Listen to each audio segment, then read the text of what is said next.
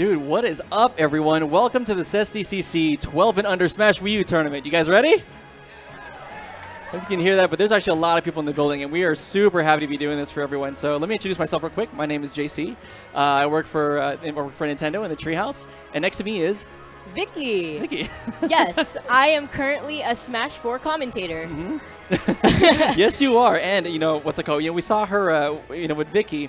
What's funny is I actually pulled her because I do this stuff every now and then. But I saw her work over at CEO, and it's really fun. We had this really bubbly energy, and I really want to pull that in. So thanks for helping us out with that. Of course, for the kids. Yeah. So hey, decisions are made in early July. That happens, right? So in other words, so this is Vicky. So the two of us are going to be casting. We're going to have a lot of fun. We have a lot of talent that's here, and what's interesting is, there's one more person, which I'll introduce later. His name is Anthony, otherwise known as Logic. He'll come on the stream a little bit later, and he'll be commenting with us as well. So again, you know what? Let's go over real quickly about how this is going on today. You see, this is running like a normal tournament. Although it's 12 and under, we're going full. We're preparing people essentially for their first tournament, which also means they're doing full rules. We're going to go rock, paper, scissors. We're going to do stage banning. So by the time that you guys are done watching this, and by the time that everyone's done here, you guys are ready to go, and you're ready to go to your first tournament. You know what to expect, and you're like, I got this, and you're in.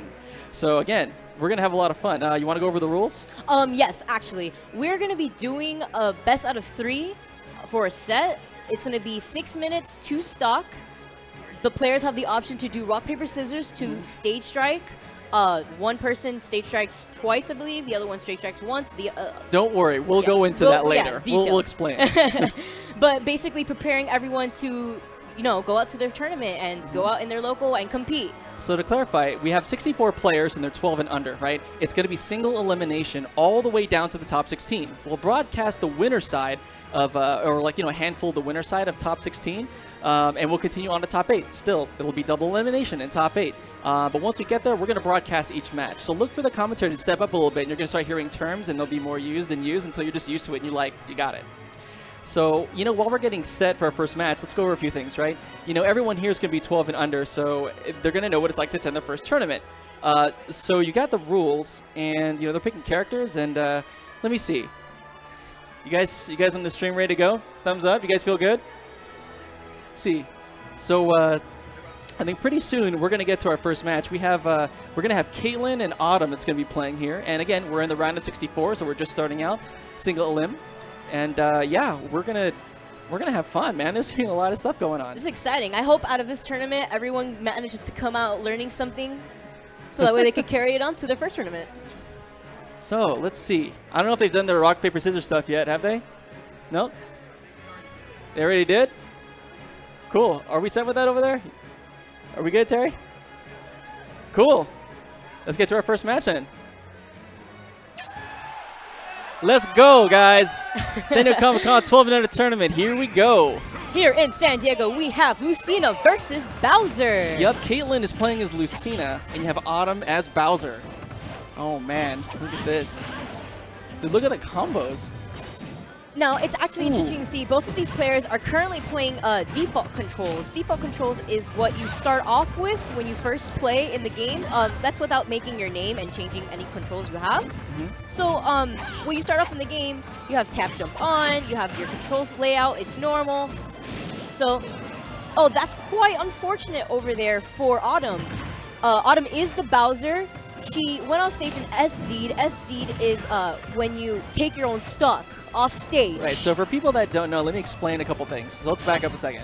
When we talk about stocks, if you take a look down by their pictures at the very bottom, there's actually 2 of them, right? So Lucina has like 2 pictures there. Bowser has a little picture at the bottom. That means those are called stocks or lives. So the way you win is pretty much if you can remove the other player's stock all the way down. And just to back it up even further, if this is your first time watching any of this stuff, and this is, again, if this is your first time, just know that the objective of the game is to actually blast, and to knock the other person just like that out of the frame of the screen. Once you do that, as you can see, the Lucina now has 1 picture down at the bottom. They lost a stock or a life. A stock. We'll call it a stock.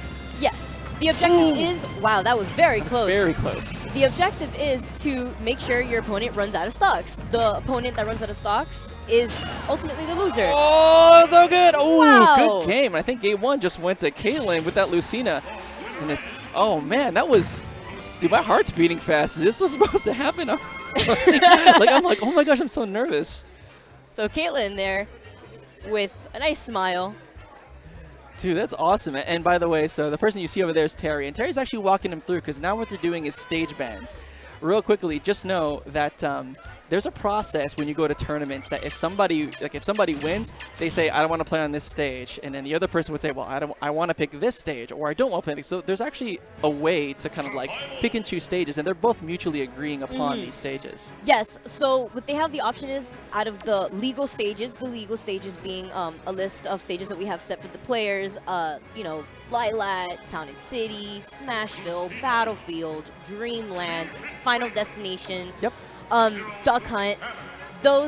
Out of those sets, the players could ban one of the stages that they don't want to go on. They don't feel comfortable playing on there for whatever reason. They don't like platforms. You know, they don't like to feel pressure. They don't like the music. They don't like the music. Like, I like this music. Oh, man. And then the winner ultimately gets to choose that ban of that game, the winner of that one game, and then the loser takes them to whatever stage of their choice. Got it. So let me see. It looks like they both mutually agree upon they're going to Town and City. So looking to the crowd for some input. I know, looking for it, right? All right. Here we go. It looks like we got some character changes, don't we? Yeah, look at that. Samus. Okay.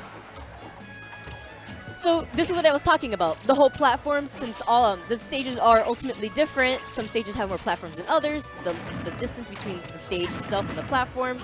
Sometimes it can make players uncomfortable. So certain players like to take advantage of that, and certain characters actually benefit from it better as well. Ah, I see. So it's all about choosing, you know, certain stages that you think your character has an advantage on, and kind of pick, you know, a stage that's favorable to you. Yes. And everyone takes turns, so it's pretty even. But what I would like to say is, like, you know, when it comes to, you know, choosing your character and stuff, you know, what's interesting is you should choose a character you like to play. Ultimately, that's really what it comes down to. If you have fun with them, like, you know, don't worry about the character selection. If someone says, like, oh, this character's better or not, like, you know, honestly, if you're having fun and you're picking a character you like, go for it. Oh yeah, definitely. I agree with that completely. It's better feeling to win with a character that you love to play with than a character that might be really good, but you don't enjoy playing with that sense of style. You know, certain characters play differently. Oh man, see, this is actually a really good tactic. Notice how the Zero Suit Samus and Caitlyn is trying not to let the Wii Fit trainer go back to. Look at that. Oh, so close. Wow. Almost, that stage control. Oh man. One more. Look at everyone's like chanting in the crowd, dude. Everyone's getting hype. Autumn still holding on to her second stock. Get up there. Get up. Oh, so close. But unfortunate, I wasn't able to see there, but if I believe that is Autumn on the right, if Autumn had up bead, Autumn might have been able to make it back on stage and still hold on to that second stock. And if you're, you know, if you're wondering what's going on, usually for, you know, why aren't there items, things like that, what they do in competitive tournament play is they try and limit the amount of random things that happen to you. So most of the wins are actually based on skill. So, you know, no items here. There's no, like, relatively low luck. I mean, there is luck, like platforms are moving, but it's not, you know, relatively it'll be based on skill if you're going to win or not, for the most part. So that's kind of how they decide which stages are, like, legal also. Ooh, oh, there's the up B we're talking about. That was good. Yep, that offstage pressure, though, that Caitlyn's providing. Oh. Unfortunate. Hey, good game to Caitlyn, and both even for Autumn. That was really nice. And I believe that is the set. I think that might be the set, right? Yes. 2 games go to Caitlyn. So normally here in a tournament type of situation, when the set is completed by the winner and the set is completed by the loser, sportsmanship, it's very essential and important. Yes. Let's talk sportsmanship for a second. I think that's going to be really important. So, like, you know, what's really cool is when you have people come up and then there's what's it called? Someone taught me this too because I went to my first Smash tournament. They're like, yeah, man, like, hey, you ready to go? Hey, man, good luck. Yeah, they do the fist pound, and it's like the thing. It's a thing that everybody does. That is definitely a Smash thing. It's one like, of those. It's like, hey, man, good game or good luck. Let's go. Like, hey, and you know what's really cool is, you know, if you. And again, my first major tournament was a tournament called Genesis 3. I love those guys. And they, you know, they put on this tournament, and all the people that I met there, first time, they were all like the absolute like nicest people. Like everyone's like super nice and helpful. I was just learning about the whole stage ban thing and how about or stage striking and rock paper scissors and there's and like everyone's really accommodating. So I think if you're even relatively like hesitant, like maybe you shouldn't go with a group of friends, man. Like get out there and just give it a shot. I think you guys are gonna have a lot more fun than you think you will. Oh yeah, and let's say you don't want to go with a group of friends and you want to experience it alone. You could make so many friends within the tournament scene, and those friends themselves can teach you some things. You can pick up on some habits, noticing some things, and it really helps out in the long run because those are friendships that go beyond just competitive gaming. Those are friendships that you make having similar talents. I want to say talents. Talents are things like, just being in a, similar interest, I guess. If you both are into Smash, it's like, I'm into Smash.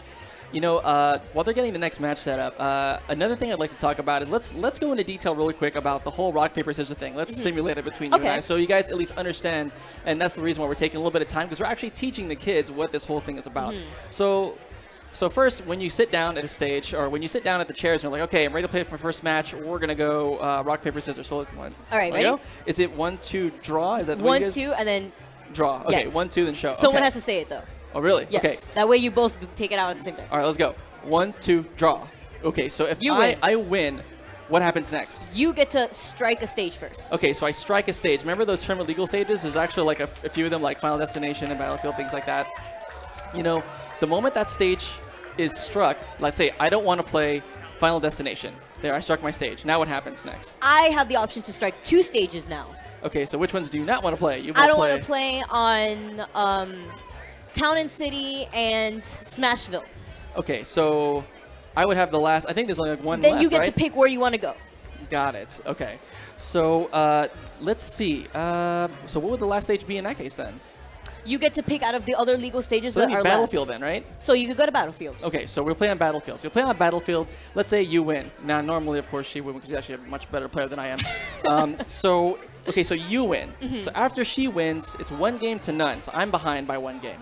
So we start again. What's the next thing as soon as the match ends? What happens next? So the winner, let's say me, I look at the stage list, and the bans previously, we don't retract to it. Now it's brand new. I go, all right, now I win. I banned Lilat.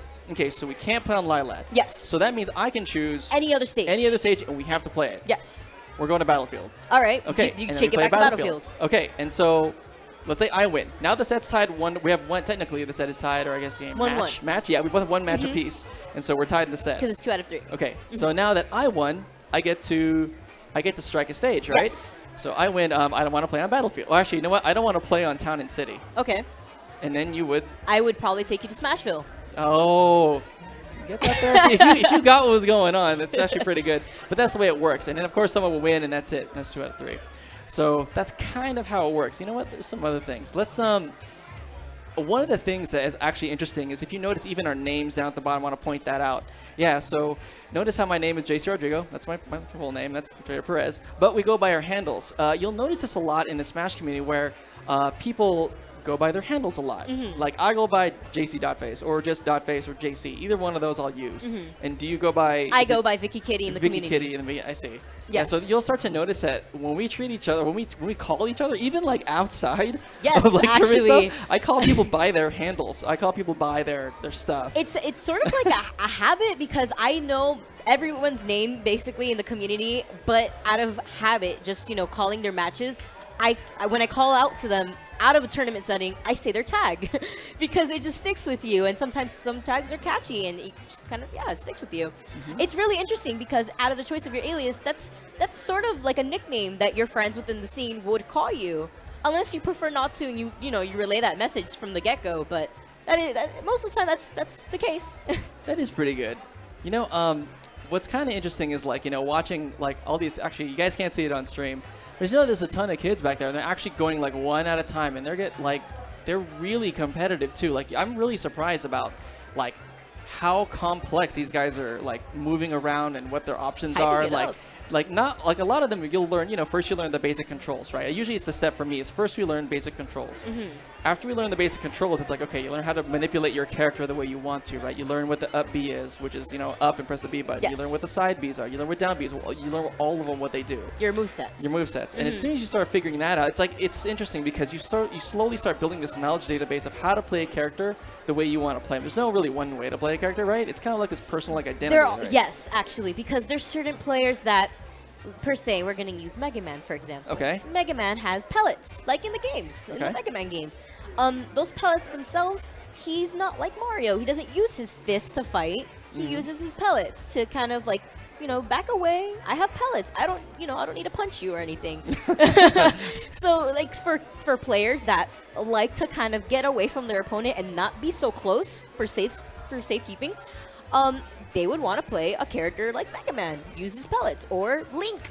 Link has his bow and arrows, or his boomerang, or his bombs. Those are all things that he could throw. He doesn't need to use his actual limbs to fight. So if you're a player that is, patient, doesn't like to get too close for close ranging fighting, you could play either those two characters. Now, if you like, getting in your face with your opponent, if you like having that power, you could have Bowser, you have Mario, you have Luigi, all those type of characters. You have to play close range most of the time. Although, it could be argued that Mario and Luigi, they have fireballs. which act different. Yes. They may be brothers, but they act completely different. Yes. Luigi handles very differently than Mario. Oh, definitely. Yeah, so when you start learning those things, I mean, you're probably going to be at the point where you're just like, okay, I'm starting to get this game. I'm starting to understand it. But what's interesting is I'm even now, like I remember being put on the project like a long time ago, and I remember being like, setting up like, the Smash Invitational when that happened. Even before that, like I was really thinking about, man, there's going to be people out there that are playing that are at such a high level and think so far ahead into the match, and they're reading step, like, I was playing with Matt, and Matt's one of the guys in VG Bootcamp. Also, props to them for helping out this entire thing. Oh, yes. So I was playing with him a little bit ago, and he was reading like 2 or 3 moves ahead. This is really high stuff, by the way. I mean, to be able to know what someone's going to do before they do it, that's the difference between a good player and an amazing player. And this, you'll start to learn. We have some terminology that we'll use a little bit later on that we'll hit you with, that kind of explains what that is. But in general, it's trying to make life difficult for your opponent is really what it's about when it comes to competitive Smash. It's right? the equivalent to a game of chess. Oh yeah. Yes, it's like you have to get in your opponent's mind. You need to predict ahead. That is, in this game, that terminology is considered reading. It's called a read. A read. Yep. Yes. When you read your opponent, it's like a book. You're reading. You could read ahead. You're reading ahead. Technically, that is what it is. And that you're right, as you stated. That's what separates the form of players. And over time, as you develop what type of player you are, what type of character fits you most, that's when you realize, okay, maybe I should do this a little bit more. It works on more people that are aggressive, that like to play those fist characters, that like to get in my face. Maybe it will work more than one time on another person because, I have a good story about a read. So one of the guys I work with, his name is Bill. I'm not going to say his last name. So we play Smash occasionally. And there are times, and talking about reads, that he loves to do. He likes to play Yoshi. And when he plays Yoshi, he loves to, like, if I'm standing on the platform, hanging out, and I'm not shielding on purpose, he'll come in and just, like, down air and do that little run that Yoshi does, and he'll just fall right on top of me. He does it every time as long as I'm not holding block. So what I do is, of course, I block it and then punish afterwards. So don't worry, I'll go into a punish means. Just know that I take advantage of small little things I see here and there, but I know he's going to do it. And because I know he's going to do it, I know exactly what I'm supposed to do next to make sure he goes, oops, I shouldn't have done that. So essentially, that's kind of what a punish is. You make the other person, if they miss something, if they're trying to do something, if they jump, or if they kind of walk forward or something and they're not blocking, or if they do it too much. They do it too much. And you're like, oh, okay, well, if he's jumping, he's going to do it again. So I'm not going to be in that area. I'm going to make him do it. And then afterwards, as you mentioned, a punish, I'm going to punish him for it. And the other thing is, like, even reading gets a bit deeper, not just not recognizing when someone's coming down and attacking, but the other side of that is, like, watching their habits when you're not actually trying to attack each other. So there's another guy I work with. I'll remain nameless again. Well, not again, but I'll remain nameless just for sake, because I'm not going to hear it if I get back to work, because I'm not going to point him out on his habits. But he likes to jump really small. Like on a platform, he'll jump really small.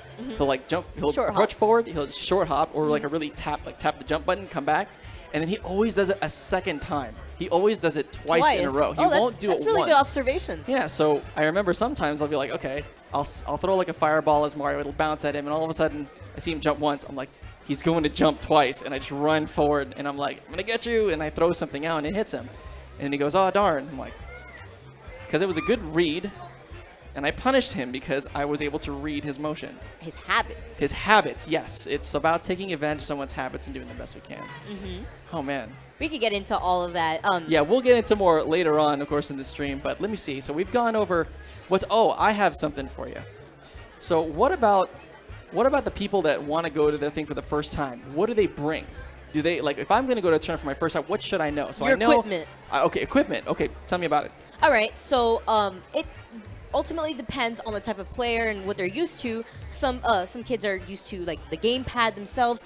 Unfortunately, in a tournament setting, a gamepad is not permitted, only because that gamepad is only limited to that one Wii U, and to have the tournament run smoothly, that's almost impossible. And that's okay because you can get the exact same up with a with the Wii U Pro controller. The Pro controller has exact same layout, so you can bring that, and you can bring your own controller. It's always good to bring your own controller. Yes, always, because you don't want to touch another person's controller, only because hygiene and stuff. Hygiene, yes. Also goes for the fist bumping thing, right? Yes. We don't. Because I mean, you just don't know. But still, you don't know. Play it safe, guys. The Pro controller is one, and I do believe a GameCube controller.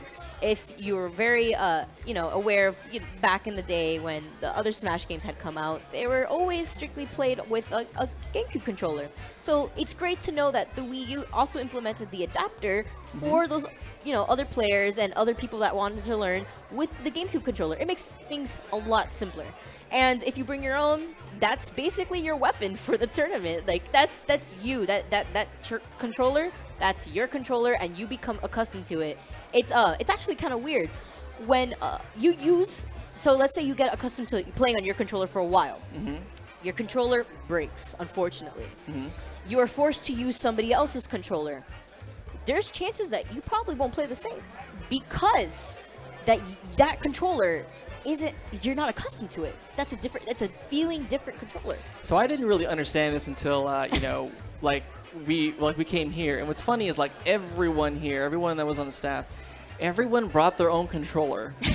And I was like, I remember wait a minute, right? You that looked at me happened. I was like, why? Why are you guys like you just it's part of the thing and you just bring. So when you go to your first tournament, bring your own controller, whatever it is, bring your own stuff, own it, that's yours. Let me see what else. Another thing is good to like these guys here. What they're also learning is they're learning about kind of like pools and being ready for it.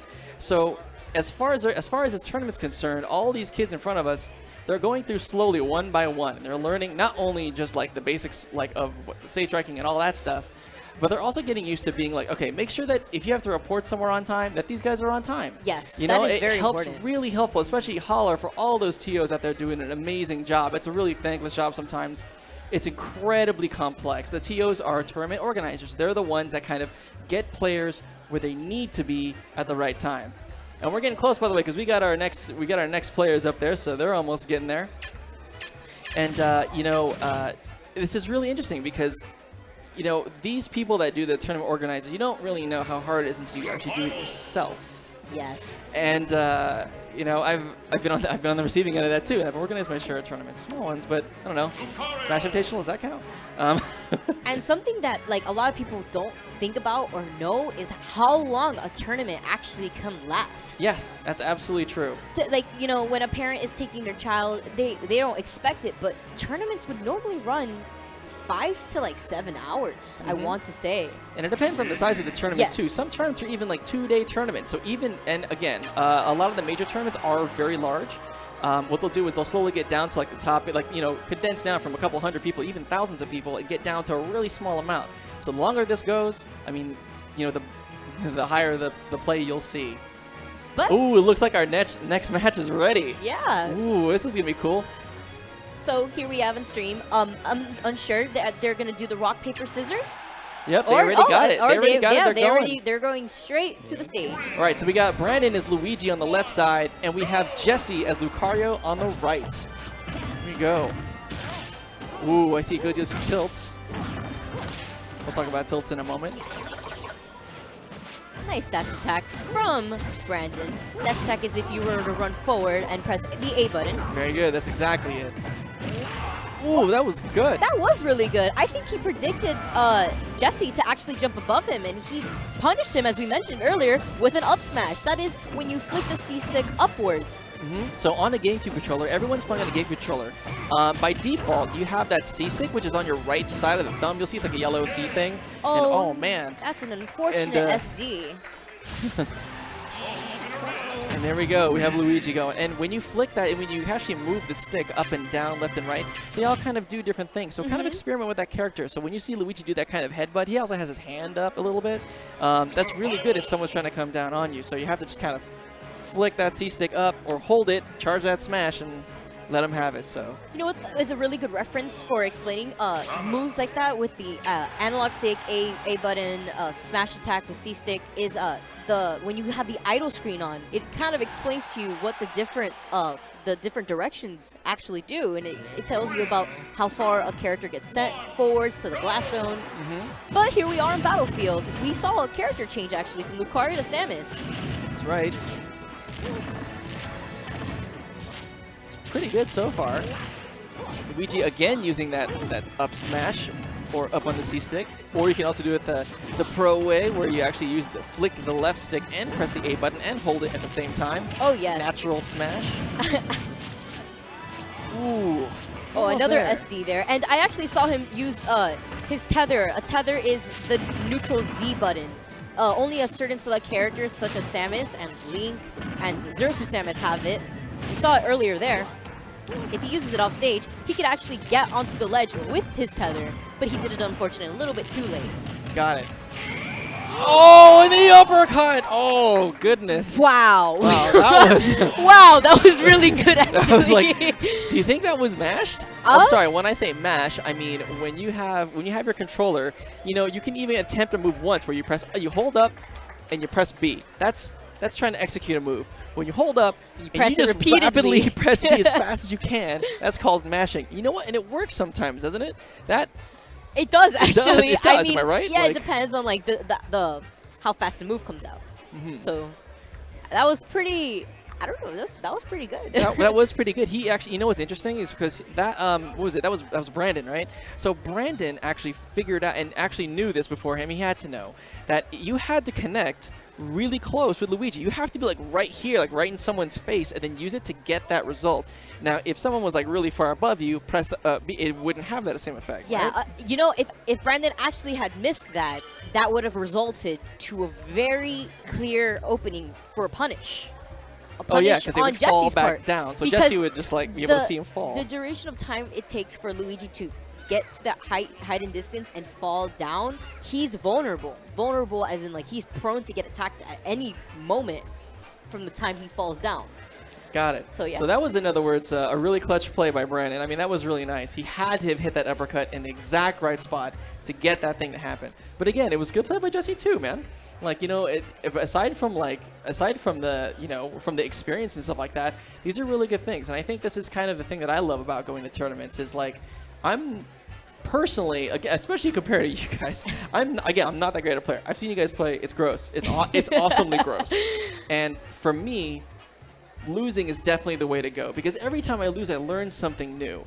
And I think that's the mentality that I enjoy the most is like I love learning about stuff. I love learning about these small intricacies of characters and if you know, I like to play Wario. I am moody. I play a bunch of different characters, but I like to play Wario. It's like, oh, I did not know you could use the bike, and as soon as you hit the bike, and if it's in mid-air at a certain percent, I could jump off and combo into a waft, which is his down B. But you can only do it at certain percentages, and someone explained that to me and showed it to me, and I'm like, this is great. So I'm starting to use that. So every little bit helps, and knowledge is power. I mean, it's really, really powerful. I'm so happy you brought that up, only because that was my motto for the entire time I started playing Smash Brothers competitively for the first time.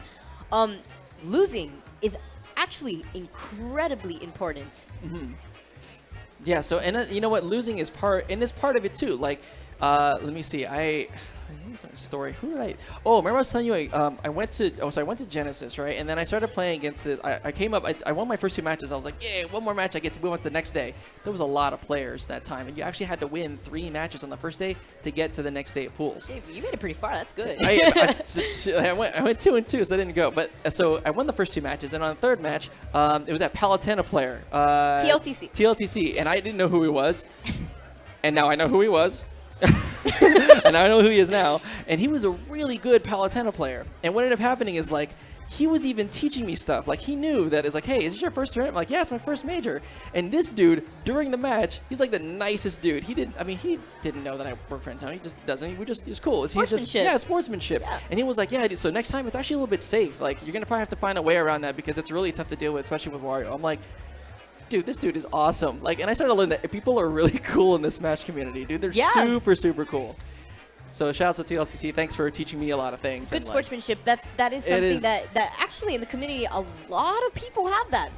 Whenever I play somebody new, last week I had a tournament and I played against somebody who roughly looked like he was like 14 years old, and it didn't look like it was his first tournament. He was just like, oh, I'm out of school, it's summer vacation, I wanted to go. I'm like, okay. We played for a little bit. He played Pikachu, and he played, I want to say, Link, and he did some things that were really good, and then some things that were punishable. And I told him, just at the very end of the matches, if you do this and this more, you could execute things a lot better. And I'm pretty sure the next person you see, you could beat them. You're really good. And he was like, oh, really? Thank you so much for telling me that. I'm gonna go home and practice it in training room. And that's part of it. I'm really humbled by everyone that I've met in the Smash community. And again, this goes for you parents out there that are watching. And definitely, it's an incredible place to see that sportsmanship, to know that everyone's really helpful, to be a part of that community. And now I can say I'm kind of a part of it. I guess I consider myself a part of it, right? I mean, you play Smash? I play. You play Smash. I play competitively, not that often, but I play. Tournaments. You can go to tournaments. I love going to tournaments. I love going there just to hang, spend time with people. And also play the game, because, I mean, that's really, I love games. And you're casting. And I'm casting, yeah. I've done before, every now and then, but, I try. I help where I can, and especially since this is for the kids. I'm really interested to see all these kids get out there, because we could be seeing like the next killer Smash Brothers player hatching out of their egg right now. Like, this is it, man. Yes. And I use hatching eggs. I mean, I'm all about hatching eggs right now because I'm all playing Pokemon Go. But I mean, that's all I do right now besides play Smash and other things. But yeah, I mean, we could be seeing someone here. So I mean, I really hope a few of these kids get out there. I'm looking at some of these kids. Hi, and they're. I really hope they can make it out to their local tournaments. And even whoever's watching out now, when we put this stuff on YouTube eventually, you guys see this and give it a shot, man. I think you'll be pleasantly surprised by the friendships you'll form and, all this stuff. And it's really humbling. It's really humbling. So no matter how old or how young, you are always welcome. And that is our goal for today. Our goal is to encourage younger people to go out to their tournament, to experience it. It could be a little scary at first because, the people that don't understand the rule sets, they could, oh, I lost because I didn't know what to do. I didn't know what stages to play on. I'm not used to playing on these stages. What do I do? And then they could use this as a reference. And they're like, okay, you know what? Next time I go to my next tournament, I'm going to keep this in mind, bookmark this video, and use it as a reference to get better. Mm-hmm. And as we mentioned, losing, it helps you become a better player. You might think, oh, I lost. It's just because I'm bad. No, everyone needs to start somewhere. Mm-hmm. And the more you lose, the more you realize what you're doing wrong. Mm-hmm. And even better if your partner, your opponent, tells you, okay, so you're doing this and this wrong. I'm seeing it. So if I see it, other people can see it too. Work on that. Yep. It's all about helping each other and getting better, man. I mean, in my mind, I have a motto, man. If you're not having fun, you're doing it wrong. Oh, yes. I completely agree. People can take their stuff seriously, which is great. Be serious about it. Be really enthusiastic about it. But in the end, we work in video games. Yeah. Is it your passion? It's a passion for all of us. Mm-hmm. It really is. I mean, again, super thankful, super fun. Also seeing these kids that are just they're really this stuff is serious to them, man. I remember doing even the Pokemon tournament stuff we did a while ago, at the when the game launched. I mean, that stuff is real. That stuff is it's highly competitive. It's fun. It's fun when you see that competition. It's fun when you see kids learning about that gamesmanship and they fist pound and everything's all good and they stay friends afterward and they travel to nationals together, which happened, by the way. Keep track of that, which is awesome. So again, relationships, friends, always. Games actually bring people together. Who would have thought? Who would have thought, dude? And that community is really important to me too. Just getting people together, playing video games. It's kind of what I love that. I do love it because it reminds me of when you grow up. It's like you grow up around friends that have shared interests and get in there. So don't be scared of going to a tournament or bringing your kids to a tournament because you think it's it's all these guys doing this and that. No, dude. They're here to help. Everyone's really cool. So get out there and go do it. It's definitely great. Something I actually wanted a note on about the whole, friendships and stuff. Yeah. Mentality. Mentality. Mentality when you go into a game and when you get out of that game. Sportsmanship also comes hand in hand to that. If you go into a game thinking that, oh, I'm so nervous, I'm gonna probably lose. You lost the match before you even started. That's something that you bring upon yourself, not the game. So you have to really go into it confident, not like, oh, I'm gonna beat everybody. You can, definitely, that is very possible. But when you go into a game, you think, I'm gonna play my best, and I'm gonna take out of this game, I'm gonna put into it what I can take out of it. So, if you try your best, you think what you're doing is great, then you realize what happened afterwards that you did wrong. You're like, okay, you know what? I'm perfected. And you managed to get out what you put in. So pretty much, and learning from your mistakes and learning from matches is probably gonna be really big. Even I'm watching kind of some stuff like as we're getting relatively close and we're working down on our top 64 down to top 32. Like I see these kids talking also afterwards, and they're talking to each other. Be like, oh yeah, I did this and I did that, or I could have done this. Like, oh yeah, like, do you know this? Oh, I don't play that character, and then they're learning about stuff. These conversations are what starts people going to tournaments and the community to build that tournament. I mean, that's it. What we are seeing here is the growth of the future of the competitive scene. Competing. Because if people get used to this, and this is the norm, which I think it should be, you get more people going to more tournaments, and that's more friends to make, more friendships to form. Like this is. And it's actually kind of like scary how incredibly fast these children learn. They have so much technology for them to use as reference that a lot of older players didn't have back in the day. They didn't have videos to take references from, and today those children now have that. They have the tools necessary to be even better than the top players today.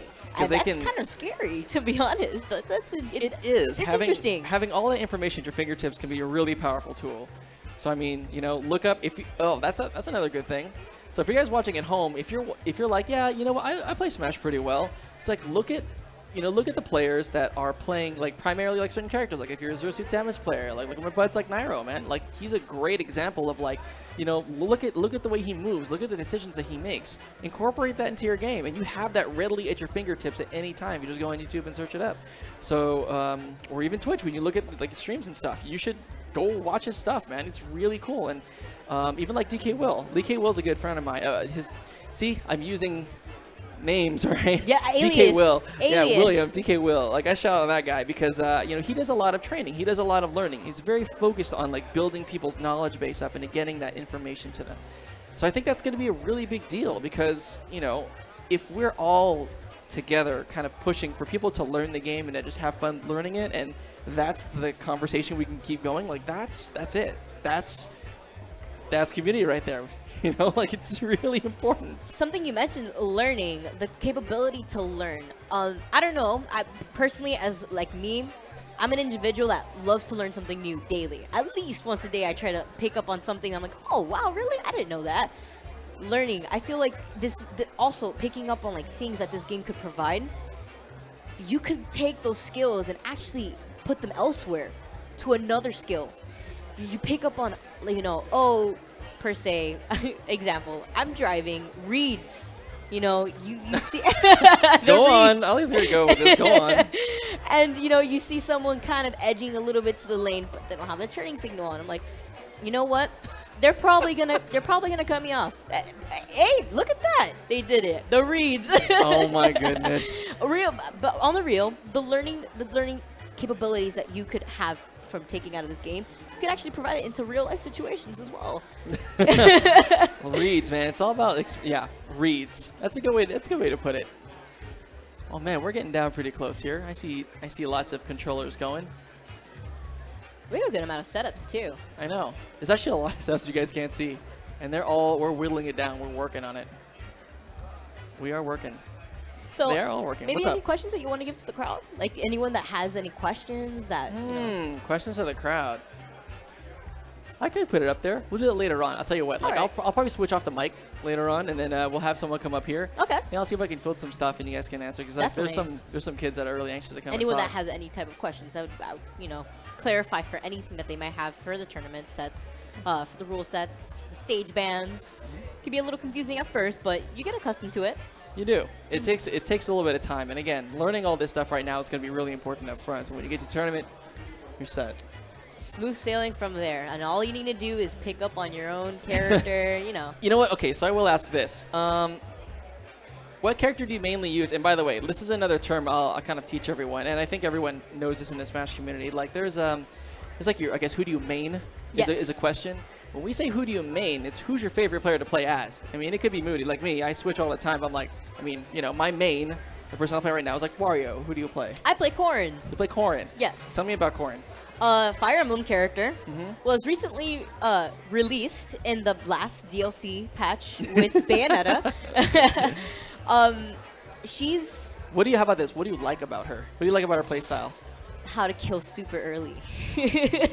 What does that even mean? If you don't know what who Corrin is a character available via DLC.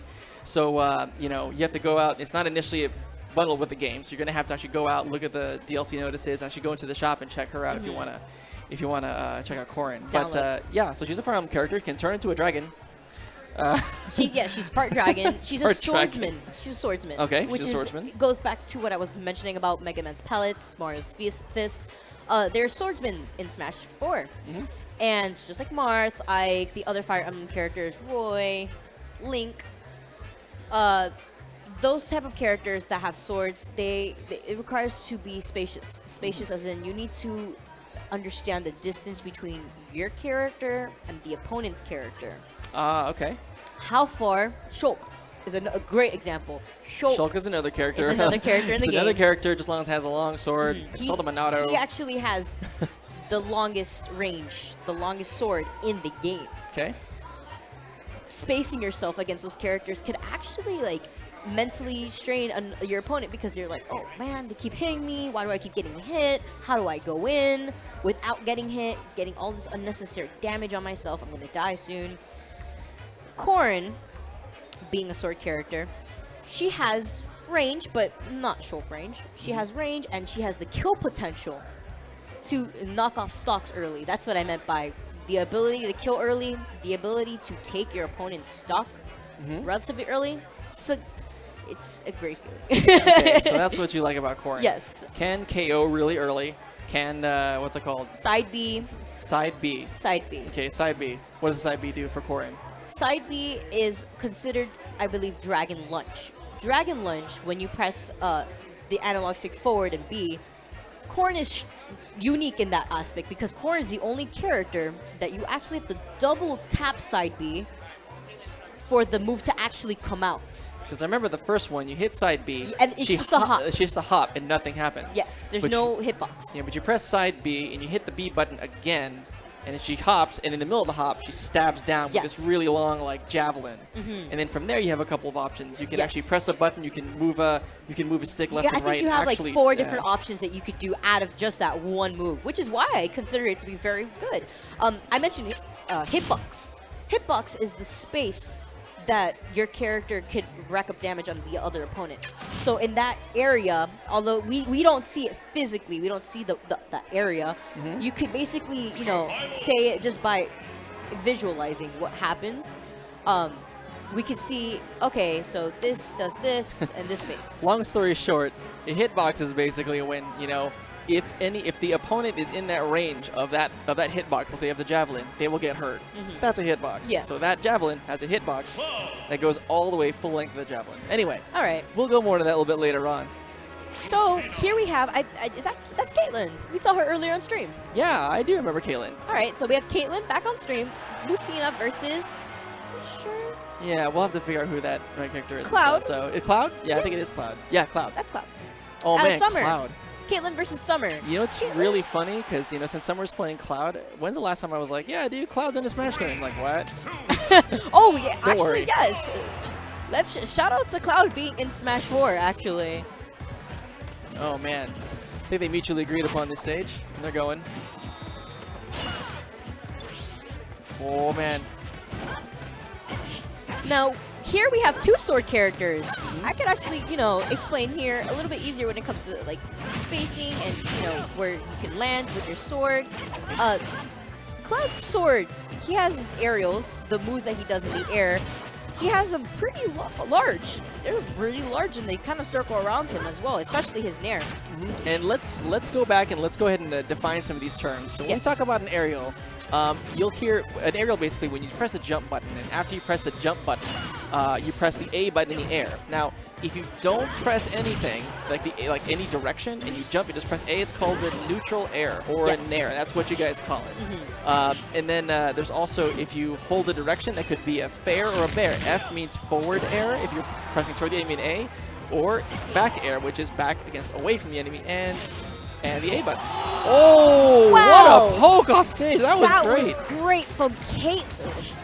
That was great from Caitlyn, man. That was awesome. That was a really good read, and she also hit with the tip of that thing. I don't think it actually does differently. I think it's a little bit different than like Marth with tip. Don't worry, I'll explain that later on. Pretty interesting there actually, because Cloud is one of the few characters that when he uses his up B off stage, he doesn't necessarily catch onto the ledge. Good block by Caitlyn. She's doing good. And, you know, Summer's actually doing a pretty good job trying to chase down Caitlyn, but you know what? Caitlyn's actually moving really, really well. Back and forth, avoiding, look at that, avoiding lots of the slashes. Okay, so what we're seeing right now, I really want to make a note on it. I want to call it a neutral. A neutral is when both players are playing in their sense of style, and that would have been a nasty punish from that unnecessary up B. Oh, this is close. Cloud's gonna have to make it back. Oh! Made it back. But look at that pressure. Oh, win the poke again. Ooh! Oh! Getting there. Oh! Cloud whiffs that. Facing the wrong way. Whiff is when they miss something. Oh, and the poke comes up, and there's Lucina. Look at that. That was great. That was pretty intense. That was good. And you know what? People are starting to feel it here. We have a really big crowd going. And you have to understand, man, you know, some of these kids may not have even played before, and they're starting to get their first taste of the game. But you could tell, like, if someone's played it even a little bit, and they're starting to get it. And look at them. They're going after stage bans. Oh, they know. This is great. Oh, this is so awesome. This is it, guys. This is it. This is how we get more people. This is the future right here. This is how you get more people to go to Smash tournaments. They know stage bans. They know what's up. This is great. Color change. Okay. Yeah, a little bit of color change. Are we seeing a character change? Summer's going to go elsewhere? I saw that lingering around corn a little bit. I know, right? I got here it comes. You got to give. Oh. Come on. The choices. Who is it going to be? Looks like, Caitlyn's locked in to Zero Suit Samus. There we go. She's the orange color. So Bayonetta! Here we go. It's confident to say that I think Caitlyn has her set main and her set secondary. And I think so, because we've seen this twice already, didn't she? Yeah, from the earlier match, she picked a different character, which you can do in a tournament setting. Now, to go more into detail, secondary is a second character that you feel comfortable playing as. So you have your main and your secondary, right? Yes. There you go. So we have Caitlyn over here on the left with Zero Suit Samus, and we have Summer on the right with Bayonetta. Bayonetta is a really interesting character too. You know, in general, she with her smashes, which means you know, if you use the C stick with your right thumb and tilt it in a certain direction, she has these crazy things called Wicked Weave, and those things do a lot of damage. They are beefy, but they are slow. I do believe if you hold down a button, bullet art comes out as well. Oh my goodness, that pressure off stage. That pressure! Oh my goodness. Ooh, there it is. That's what a forward smash looks like. Yeah, tilting left and right with the C stick, and boom, get that Wicked Weave punch. Ooh, interesting. Wow. Ooh, running dash attacks, whiffing a little bit. Oh, Bayonetta taking advantage of it. That's really good. Whoa. Look at this. Look at the combos. Ooh. The initial frames were just about to come out there. We mean frames, we mean the animation, so it takes a little bit of time to come out. Witch time! Oh! So don't worry, we'll go into Witch time what that is. Just know that that's Bayonetta's down B move, and if you want to try that Witch time, it's basically a counter. Ooh, almost charging up, but that you know, that side smash or that forward smash, ooh, takes a little bit of time. So again, Zero Suit Samus is a little bit faster in general than Bayonetta, just a hair.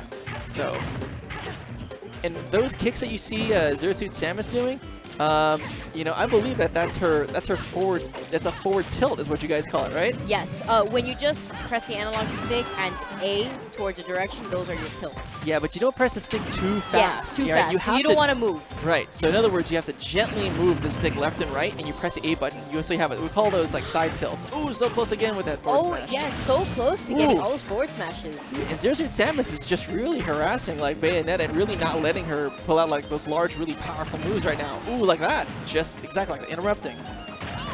So those tilts are really powerful too. So again, try those tilts out. You can do it with up and down and A. Just tilt it, you know, slightly. Oh, she got carried off by a stage.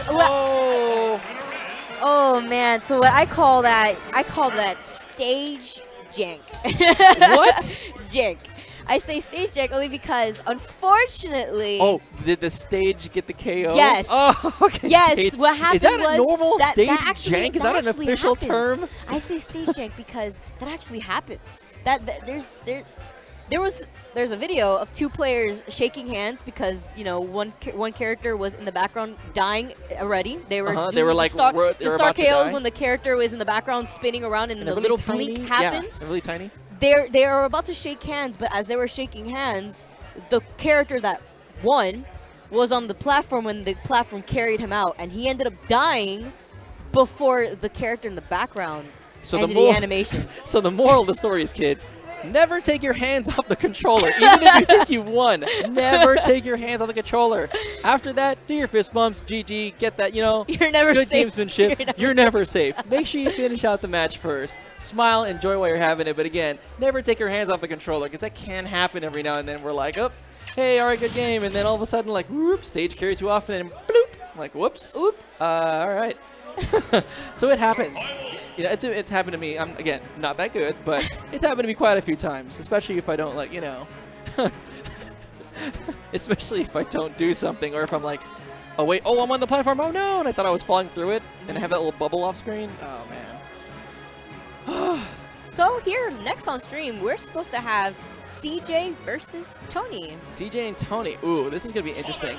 Oh, did I just hear Sonic? I heard Sonic. Sonic. Man. Okay, so Sonic is a character. Gotta go fast. A very fast character. I have trouble controlling him, but some people can really control him really well. But the ones that can, oh, it's terrifying. He is the fastest character in the game. He's super fast. And here we go. So we have CJ's Dr. Mario on the left, and Tony's on the right playing Sonic. Here we go. Oh, look at the speed. See how the one in the blue, that's Sonic. Or Sonic. Joke. Don't go. His name is Sonic. Ooh, a lot of the tilts coming out. Those are the tilts again that we mentioned about tilting the stick and then pressing the A button nice and easy. Oh, wow. Okay, interesting. There we go. So that down air, as we mentioned, when you hold down on the analog stick and then press the A button, that down air went kind of underneath the stage. The hitbox went underneath the stage and actually hit CJ. Yep, down air is one of those aerials again where you have to jump in the air and then you hold down on the stick, you press the A button, that's called a down air or dare. Ooh. Wow, that was really good actually. Okay, so that one where he kind of comes up and spins in a ball. That's up smash, yes. He used that as something called an anti-air. An anti-air is when you see your opponent in the air. Above you. Above you, yes. Like that. Yep. He's trying to hit him. He's trying to land basically on top of you. So since he knows that he has a move that could actually have an answer for that option, that he uses up smash, which is great. So here's another pro tip. So the pro tip is if you're on the ground and someone's falling on top of you, you have the advantage if you're on the ground. Am I right? Yes. Okay. Ooh! It's close. Oh, getting there. Now that was called a back air from that Dr. Mario, am I right? As you said right there, actually, that he has stage control. He's on the stage, and Sonic is the one off the stage. Got it. So, you know, he has complete control, but now we both see both players manage to make it back. Yeah, so stage control essentially refers to that space where if you have stage control, you're the one on the stage, and the other person's trying to get back. So if you're on the stage, you are in control of the stage because, well, the other person's just trying to get back. They can't fight you, really. They can, but their options are not very good. Limited, yeah. So there you go. Stage control. That's another term. Stage control. Frames. Anti-air. Aerials. You're getting it. We're having a party here on the trampoline. Yeah, that's really good. That little spring. that spring can hurt you too, can it? So if you up B, yeah, it actually has what we mentioned earlier, hitbox. So if Sonic uses the spring and it lands on you, you get hit by it. Oh, Dr. Mario is doing a really good job of actually keeping the pressure on. And this is actually pretty even. Ooh, that should do it. Nope. Oh, Sonic's still alive. Ooh, nice up B to get back to the stage. That was great. Excellent use of the up B. Yeah, it's great timing on it too. He didn't use it too early either. Ooh, there it is. See, hitbox, right? Yep, that was the hitbox from the trampoline. Spring still hurts, man. So, ooh, that was good. That was really good. Dr. Mario actually has a stronger back air than Mario himself. Oh, really? Yes. Although they might have Mario in the name, they have complete different movesets. There's Sonic taking advantage a little bit, chasing after Dr. Mario. It's funny, because like it always feels like Sonic is chasing, but because in reality, it's so a little fast. bit difficult to chase after Sonic. That's true. Nobody wins when you chase after Sonic. Okay. All right. I like seeing these look strings. at that! That was a great little set of moves. Oh no! Oh no! Sonic! Oh why? He uses up B. Sonic, no! No, wait, no, there's still. There you go. Oh, See, that's the sportsmanship. good sportsmanship, y'all. I just want to say shouts to CJ and Tony. Learn it, guys. I'm serious. Learn it. It's a beautiful, beautiful thing. We're all in this together. Oh man, Tony. Tony was doing pretty good for the most part. I mean, you know, I thought that was pretty solid play by both players. That was really good. It's really, really good. Are we seeing changes? Let's see. It'd be interesting to see Pit versus Dark Pit. What? What? All right, so. Oh. Okay. I mean, I was kind of close. So Dr. Mario. So CJ staying as Dr. Mario. Tony's opting to change to Pit. It'd be really interesting though to see how Tony uses Pit.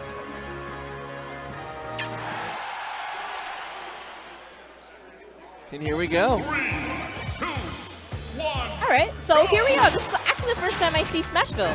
Yay! And I love the music that gets played on this stage too. Sing it to me, KK. Funny enough, I'm not too sure if many people know this, but on Saturdays, if your Wii U is updated to the date, on Saturdays you see KK Slider playing in the background his guitar. That's right. There's all kinds of hidden stuff in these levels. I mean, I won't even go into it. You can look it up online. Ooh, that was a great anti-air. Yes, actually. Right? Yes, There that you was go. a great usage of anti-air. Although he changed characters, he's using a move similar to how he played Sonic. Ooh, that down air is working really well for Dr. Mario right now. Uh-oh, he's open here. Oh, got hit. He recovered too high and was left in free fall. Free fall is when you kind of fall without, you can't do anything after you free fall. In other words, if you up B with Pit and you go into that little fly state, oh, it was a good smash. If you go into that fly state and you're flashing when you come down, you cannot move. So you have to really use that move smart. You're in free fall and you're vulnerable. Not good. So you got to be really playing around that. Yep. Oh, this is good. Here we go. Ooh. Good read. Good forward smash. Good forward tilts by Dr. Mario trying to keep him at bay. Still racking up the damage. Great anti-air by Pit. Excellent work. Well timed. And again, that timing, you know, these kids make it look easy. It's not. Oh, definitely. I guarantee you it's not easy. Oh, nice work. So, Tony really taking advantage of Pit's smash attacks. That's clearly what. Yeah, a lot of and that dash right there. That is that's a side side B. B, and it goes to see how Dr. Mario's trying to throw those pills. It goes and through the Pit pills. goes right so through it. That right is through it. Tony's answer to that problem. Yep, I see. He sees a pill come out, and then boom, he just goes, oh, almost. So close to that blast zone. What we're seeing right now is stage control from Tony. He's doing a good job. Yes. Ooh. He's making it very difficult for CJ to land back on the stage. Oh, what a charge! Wow. That was a charge smash. That was good. Oh, look Good at this, dude. sportsmanship. That was this is really so good awareness. This is so good. That was really good awareness from Pit. And also, I was really curious because he charged up his smash, and he was sitting there. He's like, I know what's happening. And he sat there, and he charged it up, and he just let it go at the right time. That's really, really important to get that timing down. That was well done. Really What happened well at done. that moment was that CJ upbeat a little bit too early, so he landed on the stage instead of grabbing on the ledge. The ledge is the sides of the stages. When a character, any character, grabs onto the ledge, they have a certain amount of time where they're invincible. Invincible means that they cannot get attacked. If someone throws an attack at that direction, they won't get hit. They're safe. So since the Dr. Mario recovered a little bit too high, he missed that ledge where that would have given him the time to be safe. And he totally ate its blades as a result. Yes, to the face. So yeah, so knowing that distance is gonna be really important. I mean honestly, I would have fell for that too. It's really hard to do that, and it takes a long time. So we here got go. some cheering from the crowd here. I love this, dude. Okay, so we got CJ over. Oh, here we go. Here we go.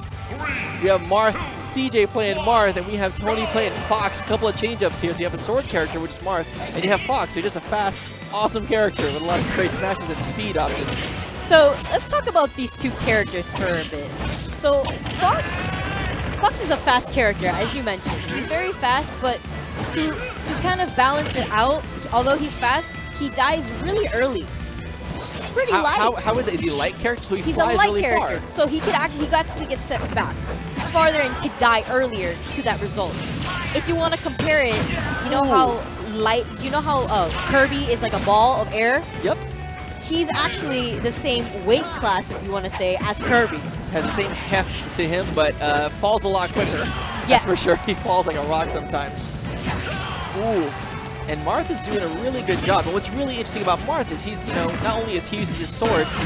Oh, what a counter! What a great. Okay, so Marth has a specialty where he can actually just hold down, press B, and he has his counter. So if Fox attacks, Marth will actually automatically absorb that and just counter and hit and smack. I'm pretty sure CJ used it on purpose because he saw. Look at that. He's doing it again and again on that reaction. Look at that. He's seeing Tony throw out these moves or charging a move, and he's punishing him using the counter that his character has. Guys, I'm not even joking, dude. This is really complex. These guys are 12 and under, and they're reading. They are on reaction using counters. Guys. Ooh, that was going to be a counter smash, too. Oh, my goodness. That would have KO'd as well. And, excuse me. What a great This is awesome. Wow, he waited for his opponent to fall right on top of him, thinking that his opponent was not going to jump away. So he just took it back. Unfortunate way to end that set. Great sportsmanship from these two players. And that concludes the set between CJ and Tony. A little unfortunate, but you know what? What's really good about that Marth player was if you take a look at where he was swiping, Marth had this like swipe going, and when he hits with just Marth, when he hits with the very tip of his sword, he does a lot more damage and he does a lot more knockback. That's important because, the whole point of the game is to push that character out farther. So when you can, use the tip, especially with Marth. Like, always, everything he has, just aim for that, just the last part of it. It's called a tipper, and mentioning tipper. knockback. That's another thing. That's all right. I mentioned tipper, so hit with a tipper. Knockback. Knockback. So the knockback is the distance that your character is sent flying towards the blast zone. We all know that when a character is too far out to the blast zone, that causes them to stop. That's where you see that gigantic beam of light from the sides of the stages. And it goes whoosh, and it kind of flashes. That's basically the stock that you have costed right there. Knockback is how far your character gets sent out. The more percentage you have on your character, the farther you're going to be sent flying. So the people that don't know, the way this game works is, you have those percentages at the bottom. And those percentages at the bottom are basically how much damage that character is. So you'd think that higher number is better. It's not. Because the higher that number is, if I keep smacking the other character's at 70, I hit them, they fly a certain distance. I keep hitting them, that character's now at like 120. Same move will send them flying much farther, making it harder for that character to come back to the stage. Yes. So you always want to rack up that damage when you can, make their percentage go higher, therefore they fly farther, and it's harder for them to come back. That's the fun of Smash. No other game is like that. It's amazing. And yeah. Something that helps you keep in mind, like the percentages and whether it's good or bad. The colors. The colors do change. It's color. Yeah. They have the little colors for white to yellow to orange to red, and then to deep red. The darker the numbers are on the bottom, the chances are that you're probably gonna die soon. Deeper red being the highest you're going to be sent flying. And it can be really bad too, so it's also kind of a signal to figure out which ones will KO, like what moves you have that will actually KO. Yes. So, here's our next match. Here we go. We have Corrin versus Darkbit. That's right. So you have Corrin. Hey, it's your character. Playing really nice skin too. So Declan is playing Corrin, and you have Charlie as Darkbit.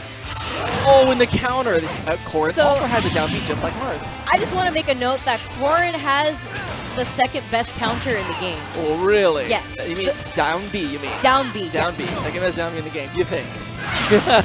Ooh. Now, that was actually really smart on Charlie's part. Something that Dark Pit has on his side B. We saw it with Pit when he would lunge forward with his fist. Dark Pit has something. Oh no!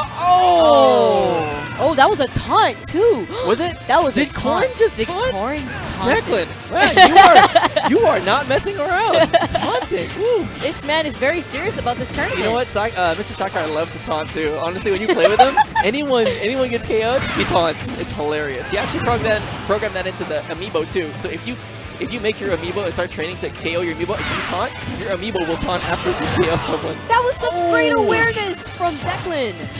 So good. So Dark Pit has a really good side B. Dark Pit's side B is actually better than Pit's side B. So we saw Pit earlier. That one, that yes. whole like arm and that whole like thing that comes out of his hand. Yeah, you actually cannot hit Dark Pit when he's in that animation. He's invincible. He just goes through whatever. It's super armor. Okay, define super armor. It goes through stuff. It goes through things. It goes through moves. Oh, what a counter. Dude, this is... Ooh. Second with the runner. They come back. Oh, good. There's a super armor. That was There's a super an armor. example. He got hit by the Perfect. paralyzer. The animation was there, but he managed to go through it because that move got super armor. Oh, what the... That's a tipper, isn't it? That was a tip. Oh. And she's getting all flustered over here. He's like, it's Corrin. And she's just like, yes.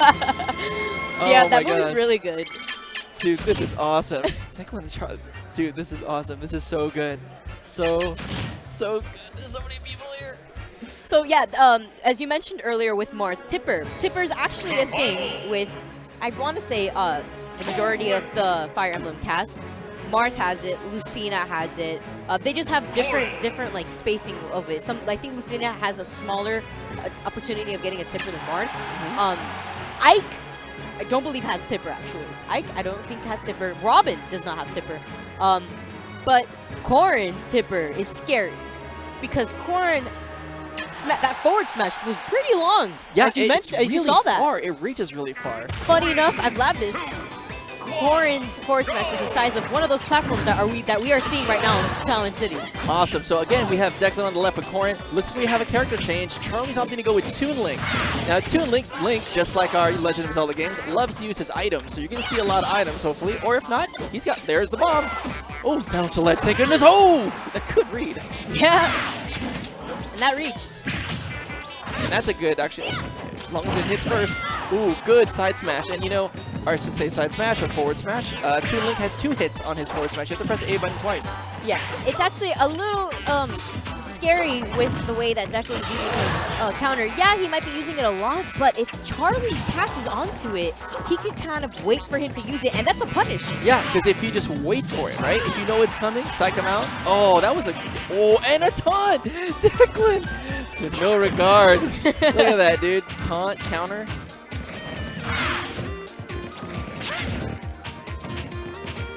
Ooh, interesting. We're seeing all these rolls. I know, dude. Where's that coming from? I'm seeing something there. The patience right there. That was nice. They're really waiting for each other, too. This is really a lot in the neutral game. When we mean neutral game, it means a space that right now, look at how they're not into the spaces. They're not engaging. They're not engaging. Now they're engaging. Wow. So playing the neutral ooh! Just out of range. He spaced himself for that, too. Jeez, that was... maybe he didn't attack. Maybe did he read that? He was expecting something else. Ooh. Maybe he was waiting for a counter. Perhaps. But Corrin's at a really high percent, so even the slightest thing is going to knock her away if Toon Link can get a hit. If Charlie can muster that up with Toon Link and actually connect with something, he can do it. Ooh. Oh, wow. Okay, so what you just saw there, that's called a clank. A clank. Yes, it's when 2 moves happen at the same time. Especially swords. 2 moves that happen at the same time. Oh. Wait for that dash attack to punish. It's when 2 moves hit each other and there's no hitbox that comes out of it. Both moves are interrupted. Got it. So basically, if there's 2 swords that come together, the animation stops and it clanks. With just more than just swords. Yeah, or with anything. Oh, wow. That was a great counter. That killed. Oh my gosh. That was really early. That was good. You know what? These are really good reads. Dude, look at that handshake. Now, we're good. I want to make a note of that. I don't know if you saw that Corrin was at a very high percent. Deep red, 145. Now, what Smash 4 has that no other Smash game has, it's called Rage. Rage. Yes. Rage in this game, it's the amount of percentage that you have. Let's say that you have 145, just like that Corrin had. Right, the Corrin was like really high. So every move that Corrin was going to throw out at that point, it was going to have more knockback. Right, so that's the term we define, knockback, the space that you fly. So in other words, the amount of space that you get sent forward. in short, if your percentage is high, you have a high threat of being knocked back really far. But you also can knock the other person back really far. Yes, All no right? matter the percentage they're at. So we saw there that Toon Link had died roughly around like 50, looked like 50, 60 something percent. Got it. And you know what? We're going to take a break after this, right? Because I think we're going to... Yeah. Yep. All right, guys. All right, cool. So check this out. We're going to take a little break. We'll be right back with plenty more action right back here at SDCC with the 12 and under tournament. So stick around. Don't go anywhere. Thank you, guys.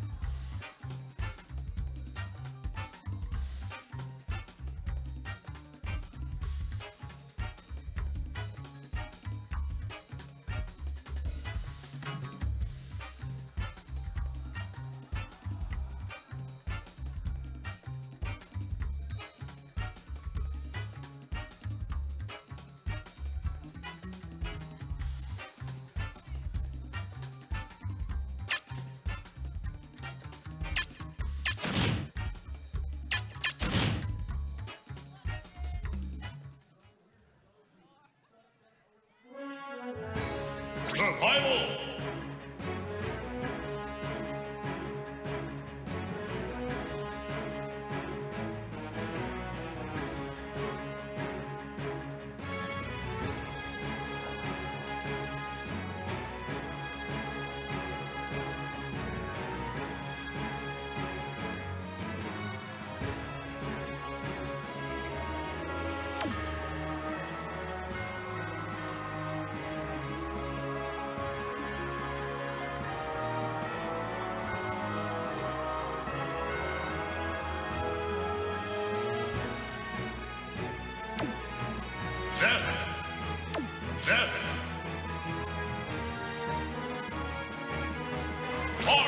What's up, guys? We're back, and actually have a new broadcasting buddy. Check it out. This is Anthony I was talking about earlier. You can also call him Logic. What's up? So, man, yeah, so we are, you know, I actually brought him in here because I want you guys to get familiar with this dude. Because we'll do a few more matches, and I'll be here for say hi a little bit longer. But after that, I'm actually going to trust the rest of this stuff, especially with the top 8, to Anthony and Vicky. So appreciate it. Yeah, of course you should, man. Because I mean, that way, you know, we've gone through, we've defined a lot of terms so far to catch you up. We've done everything from going over what knockback means. We went over rage. We went over, like, you know, how to do the rock paper scissors game and how everyone is really getting geared up, you know, to enter more tournaments. And now we're, you know, we're pretty close. We have a lot of seasoned kids now that know what's going on, and these things are flowing really quickly because they're like, oh, I get it, and they're just going. I can tell. I've been watching from the sidelines while you and Vicky and Kitty were indeed on here, and you can definitely tell a lot of these players definitely understand it. That's why they made it this far into the bracket so far. Dude, can't wait, man. I'm worried about the tournaments in the future now. I don't want to play. I don't want to play any of them. Dude, well, I'm telling you, man, this is how you breed the next generation of killers. This is it. You start here. They're gonna Check put it me out of a job. All right, I think they already talked about it through, and they actually did their rock paper scissors. They did their stage banning, so awesome. And then so on the left you have Paul and playing Marth, and on the right you have Hayden playing Ness. And here we go. And they get started right away, and 40% coming in from Hayden. Wow, that was a lot. Yeah, so the move he used was called Side B. It's PK Fire from Ness, and if you stay in that move, it does a lot of damage, as you just saw. Oh man, look at this 89. Hayden is no joke. 102 to 0. Guys, I don't think this is his first tournament. This may not be, dude. Look at how fast, like, Hayden is moving. Yeah, and he knows when to use the defensive options and roll away. He knows when to attack. Just good stuff from Hayden. But, you know, even though Paul is definitely down quite a bit, he can still win this. He has a lot of range on his sword, so when he attacks, it's kind of hard for Ness to reach him. Ooh. Really close. Oh, man. Wow. Dude, Ness is using that up B, where he can actually control that electricity, move it around with his left thumb. So it's really, really hard to deal with if you're above Ness. Don't be there. Ooh. It was really close to Paul dying, actually. I saw you cringe for a second. Like, please don't get hit. Oh, that's... Oh. All right, and he's switching it up. I guess he felt like he used enough of the up B with his left hand. And now we tried to use neutral B, which it was the green blast we saw earlier that will actually kill your opponent if it hits him. Oh, wow. Dude, Ness is really racking up the damage. Hayden doing a great job of just staying away from Marth. Lots of this electric ball uses in the, you know, like just a lot of the up B use. Really, really making it difficult right now for Marth. You're a little bit vulnerable on the way down. Is he going to make it back? Oh, look at the skill. That is way hard to do because you have to control that. Oh, that's really hard, man. I think we can both agree that no matter how long you've been playing, that's hard to do. It is. I personally cannot do it. That's why I do not use Ness. It's hard, man. Ness, look at this. Yeah, he has really, really good control of his up B, actually. He uses it to survive. He uses it to attack on damage. Oh! Throws him off. Those headbutts. You can also grab, so you can actually press the Z button or hold down the R button and press A and grab the other person. While they're there, you can just press the A button. Ness had these headbutts. It just kind of knocks him a couple times. Yeah. And when you're grabbing someone, you also can use your left thumb on the analog stick to choose the direction to throw your opponent afterwards. Wow. Hayden. Woo. Hayden on your... Hayden. Like, That was good. That was legit, man. Like, and Paul's putting up a good fight, too. Don't get me wrong. Like, dude, they're no joke, man. Guys. Good stuff, Hayden. But Dude, you know, that is great. like you were saying, Paul, he did tack on some damage, you know. Marth can get rid of his opponent's stock relatively early if he spaces out his attacks. Because Marth is one of the couple characters that are we seeing this? The Ditto. He said, if you can play Ness, I can do it too. Here we go, Dreamland. Look at this. 3, 2, So now you have, okay, so remember, Paul is the red Ness, Hayden is the white Ness. Like, make sure you guys can. It's like the saying goes, if you can't beat him, join him. We'll see. I'm curious because you know what? Even though you pick the same character, that doesn't really mean anything because different people can play the same character completely different ways. Definitely true. But I mean, he is doing better than he did last match, so maybe he knows how to play a little bit of Ness as well. And by him, I'm referring to Paul, actually. So Paul, yep. Look at this. Yeah, that PK Fire can be vulnerable, but try to jump over it, but a little late. I'm trying to hit him on the way down. Some people also choose to actually shield PK Fire because the move comes out and it stays out for a while, but you're vulnerable for such a long amount of time afterwards that you can be hit. So you gotta be really careful, I guess. So if you see that PK Fire come out, you could block with the R button, but you may be locked there for a while because it's gonna burn and it still can hurt you. Close to them using the up B. Ooh, wow, that was a really good. What was that? Up air? That was up air? Yeah, which is if you either use the C stick, which is the yellow and stick on your right hand, you can either hit that up or you can hit up and A while you're in the air. You gotta jump first, then use the C stick up, down, left, or right. But that one in particular is C stick up or up and the A button. Up with your left thumb and A button. And Ness's up air is very, very strong. Ooh, the baseball bat. Oh, that was close. Oh, and comes down with Nair, which is when you jump and press just A and nothing else. That was actually really smart. You notice that Hayden actually made sure that he was on the stage before using his up B, and then Ness naturally fell onto the stage. That was really smart. Ooh, it was so close. That does a lot of damage. Cringing again. Oh no! Is he gonna make it back? He's not gonna make it back. Oh. Oh, and Paul, this is SD, man. Good performance. Again, hey, man, good applause here. That was great. I'll applaud both players on that one, dude. That was, dude. The level is getting so high. The level of play is getting so high, and we're still in single elimination, so we're moving still. We're still moving through our brackets here, but things are flowing pretty quickly now. So we're getting a run up. Dude, good job to Paul and Hayden, man. Yeah. This is like. I'm getting like clenchy over here, dude. Every time someone misses like a smash, I'm like, or when they were off stage, counts. and I was just like, no, not yet. Don't do it, man. But good job by both of them, for sure. And like you said, the level is getting intense. You could tell that they both understood Ness very, very well. That's true. They were keeping their distance for a little bit, throwing the PK Fire out, seeing what would happen, and then jumping out going, no, I don't want to engage, and kind of going back to that neutral game, which we talked about earlier, and kind of setting it back to neutral and kind of figuring out the best way in on the other person. And so then, that was... Hayden especially, he used his up B and kind of used the ball to chase his opponent and do a lot of damage. He did that all the time. Is that normal? Because he just like every time someone goes up, he just like and he just uses the stick and just chases them with the ball. That's a good habit. See that more when people are off the stage, but it's definitely good because you can't really attack it. So you either are gonna air dodge it, which is when you press R or L while you're in the air, get invincible, or you're gonna get hit by it. So if they're not gonna be able to do anything about it, just use it, right? Yeah. Just use it until it stops working. Oh man, looks like the stage bans are happening. They're picking. Look at this. And they are, looks like you're thinking about Final Destination. FD. Back in the day, you would always hear Fox only Final Destination.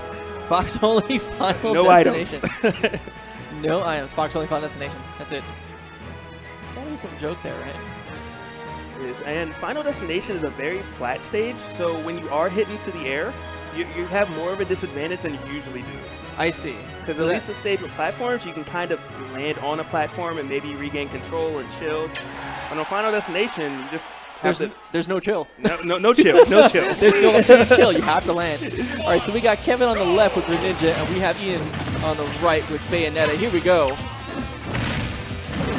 And both these characters are very fast and have a lot of good combos. Oh man, this is. Oh! Wow! He did it! That was so good! Oh my gosh! Ian, why? Why? Ian is still at 0% right now. That was just phenomenal. Definitely understands his character Guys, left and right. Guys! Ian!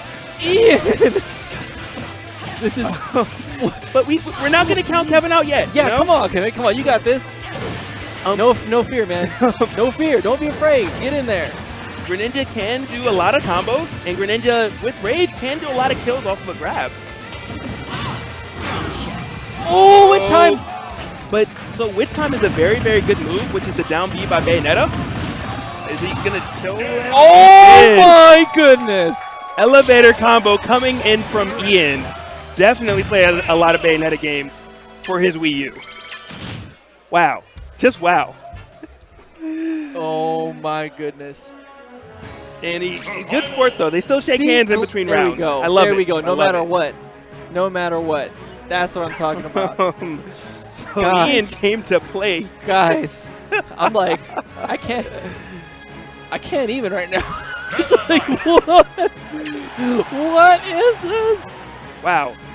So I guess to break down a couple things, the first life he died to what's called a down smash from Bayonetta.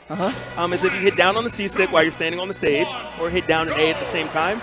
But it has what's called a spike, so it hits your opponent straight down. That's bad.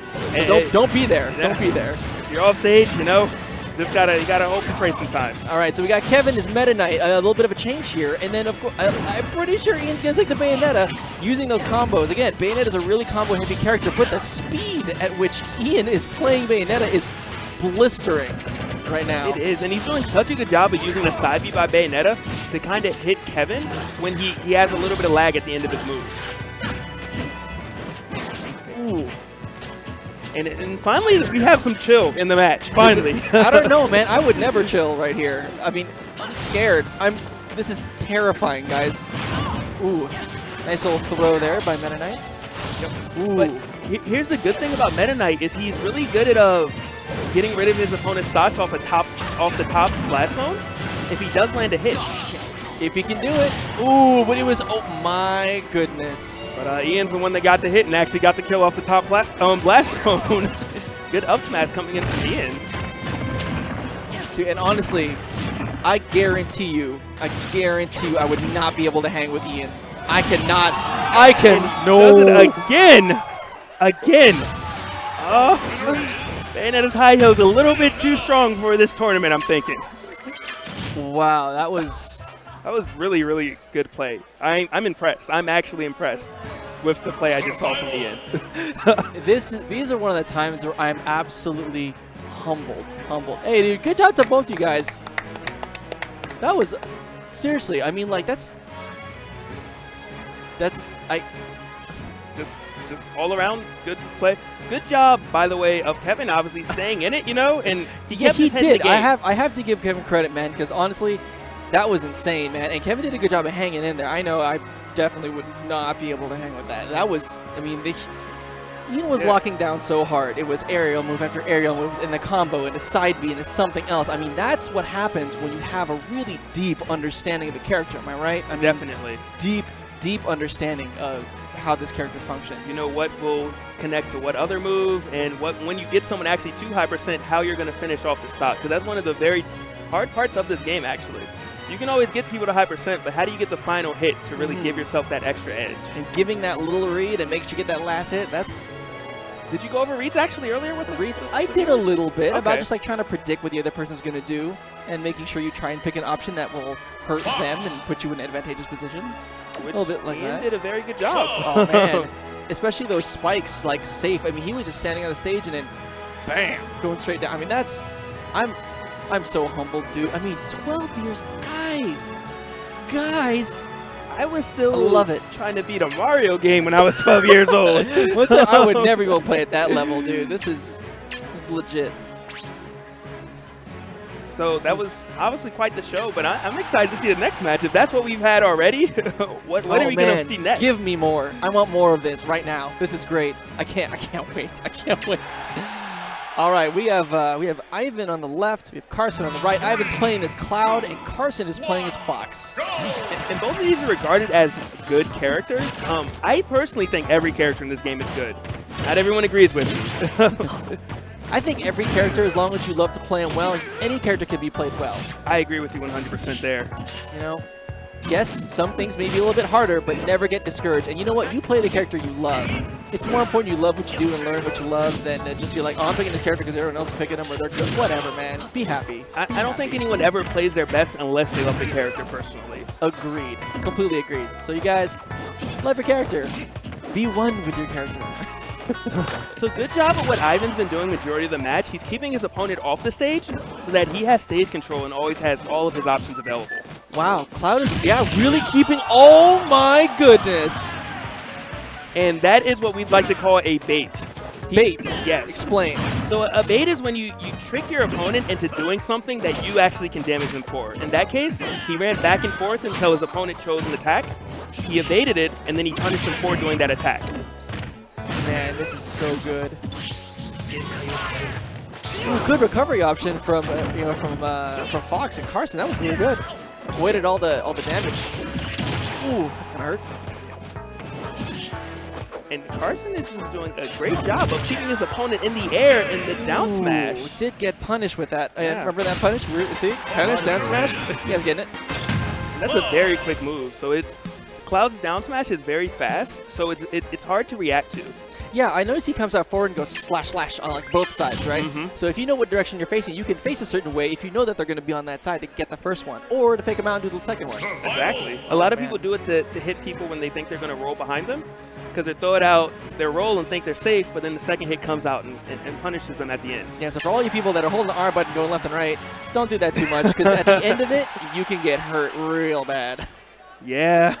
Here we go. Ivan again staying with Cloud. Again, Fox staying with Carson. Having faith with the characters, guys. So I like what Carson did here. He chose a stage with platform because he recognized that hitting the landing from on the ground was a little difficult for him. This is awesome. Here we go. And good job. Carson actually the one doing the bait this time. He just jumped in place and waited for his opponent to miss the attack and then counter hit him for it. Ooh, good delay. That was nice. Yeah, really smart by Carson there. All right, Fox does have a laser, so when you are on the other side of the stage, you're not necessarily safe. Great recovery option, too. Dash to get that ledge. I'm always so scared of Cloud when he's got that blue glow around him. That means he's got one powerful B move to use, and it's all bad if you get hit with it. See Cloud running back and forth again. He's doing it again. Oh, and he does have to use it there. So that now at least that threat is gone of the very powerful B move that can get rid of Fox's stop. So this is kind of Carson's chance to try to fight Cloud and get rid of his stock before he loses his. Or before Lemon gets charged again. Oh my goodness. That was great read. That was a good anti-air. Very good anti-air. And he gets Limit out of it as well. That was the best case scenario. And Cloud's a character, when you have Limit and you use it like that, it can do a lot of damage and do a lot of knockback. But you do have to charge it.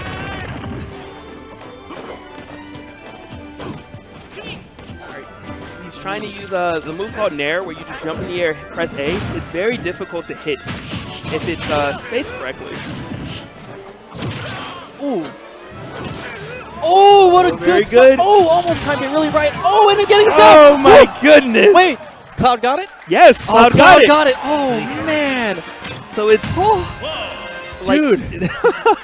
That was very, very good awareness, what we like to call it. When you understand the situation and everything you can do in that situation. So that was on purpose, because you have to press the B button twice in order to go down, right? So you go up, press it up B to do it once, and you press it again to go down, knowing that you had one stock ahead. Exactly. So very, very smart stuff coming in from Ivan for sure. I'm telling you, man, the talent is real.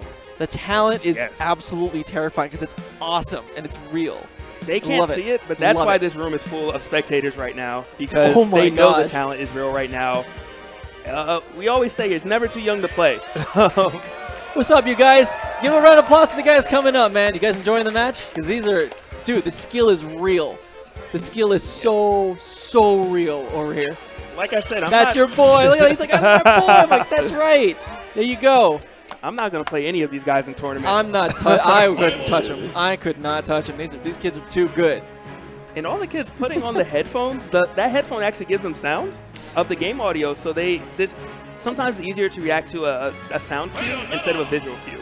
And remember, this is the exact same setup that you would get at a tournament, right? Yes. You know, they would headphones on, it's isolated, they're cool, they're agreeing to go, but the sound is really important. So I'm very excited to watch both of these players play because we saw what the Bayonetta could do, obviously in his match displaying how well he understands the character. And by the way, I believe we are now in top 8. We are now in top 8. We're in double elimination, and we're getting there. I mean, we are trucking. And this thing is like, I'm getting like nervous for every match now. Like, this is great. Imagine how the players feel, or I their know. parents in the crowd. And like, I swear, like, that is another thing. Those nerves can get to you, man. Like, and it's like, you know, managing that, being nervous and being excited. Get the thumbs up, and we are on the way, ladies and gentlemen. Let's go. And Hayden versus Ian. Hayden is indeed the Nest king. Yep, Hayden is the Nest. That's right, man. Oh, sorry, this is winners quarters. I'm sorry about that. This is winners quarterfinals. And so we do have, you have Ian on the right, of course, Bayonetta, and Hayden Nest. It's winners quarters. So good job of Hayden, who is trying to keep Ian kind of from approaching him, so he's using that TK fire. But just like we said earlier, if you do shield that move with the R button, you can punish the opponent for it. Oh, is that too close? Oh. It's going to be really scary because Ness can't do anything right now. Oh! Not quick enough by Bayonetta. Not quick enough by Ian. But he did try, and he still got the forward smash. Wow. Yes, Ian clearly has a very good understanding of Bayonetta, knowing when to use those smash attacks, which is the C-stick, in order to kind of get rid of your opponent's stocks when they're at that percent. Wow, this is up. Got it. Wow. And displaying what's a wall cling. Not everybody in the game can do it, but you can actually cling onto the side of the wall. How do you do it? You jump to it and then hold away. Hold away. Oh, looks like Ness isn't recovering from this one. Man. And again, I gotta love the sportsmanship. This is good, guys. Start early. Again, always good to do this. Always. And I have a feeling we're gonna see them both at tournament soon. I have a feeling we are gonna see him, and I can't wait. I can't wait, guys. This is super exciting. The next generation of Smash players, y'all. You better watch it. It's here. You just don't know it yet, but it's here.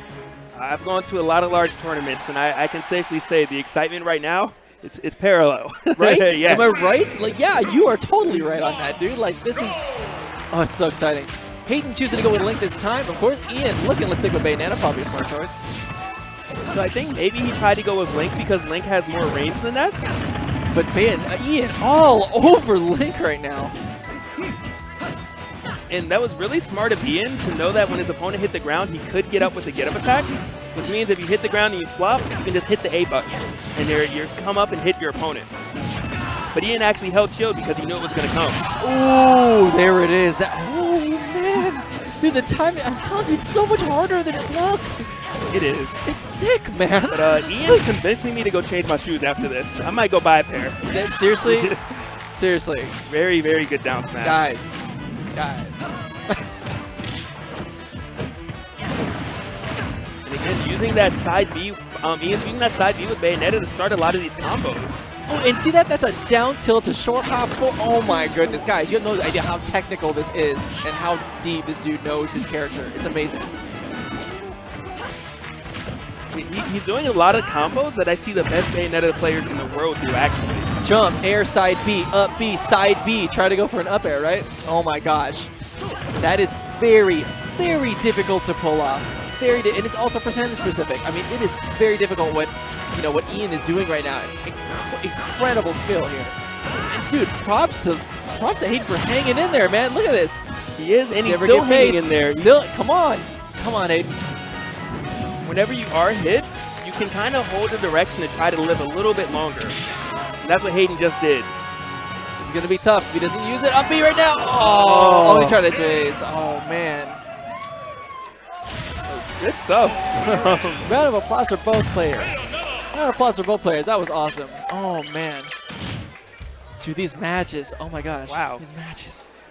Yes, and it's only going to get better. It's only going to get better. This is awesome. We're in winter quarters right now. This is where I believe we started the top double elimination portion of this tournament. So we are a double elim, and this is. So if you're not familiar, double elimination means you get 2 chances. So heart, guys. so you get to see if your heart will stay strong when you get to watch them come back up again. I know, dude. This is going to be awesome. I want to see these players develop. I want to do this again. I want to see them come back. I want to see how they've grown, and that's beautiful, man. Just I bet you they're all going to be friends after this, and they're all just going to go to locals and just wreck people. Watch. Look out, guys. I'm telling you, this is how it starts. This is all I'm telling you. I mean, that's really what we're all about. That's why we do this. Is because we want. They're going to go to tournaments. They're going to do this. They're going to be there. They're going to be more people for you guys to make friends at tournaments and compete and learn. That grows community. Community growth, baby. That. Keeping Smash alive, keeping it strong, better keeping it place going. to get your start than Nintendo. I know, right? How many people could say my first tournament was a tournament at San Diego Comic-Con for Nintendo? Hey, man, these kids are also getting, I think we are giving it, top 16 gets prizes. Top 2 actually gets some really cool prizes also. So, I'm so happy we could do this for them. And it's, it's all about them. It's about them. It's about their skills. It's about having a good time and putting that on display. So this is what we're about. Let's go. We have Ivan, a Cloud, and we have, is that Ham? Yeah, that's Ham. That's Ham as Captain Falcon. And it's very interesting to see that they ended up on the stage called Lilac Cruise. Oh, it's Liam. Sorry, our TV's cut off. Yeah. So it's Liam. It's Liam. So it looks like Ham. We just assume it's an H. So you got Liam on the right as Captain Falcon. Ivan is Cloud. Dude, and recognizing the skill here, run, throw, tried to short hop knee. Look at this. Yeah, like you were saying, the competition is definitely fierce. All of these players have a very good understanding.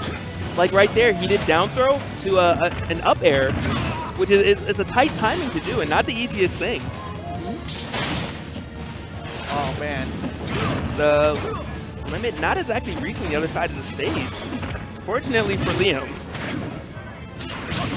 Ooh, that was a tough one. That was going to be sick. Oh, man. So I was going to mention earlier about this stage, it's a little more difficult to recover on it because the edge is slant.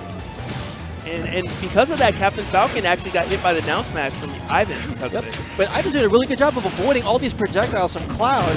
Good read by Cloud, chaining a down throw and reading it into a side B. This is... Oh!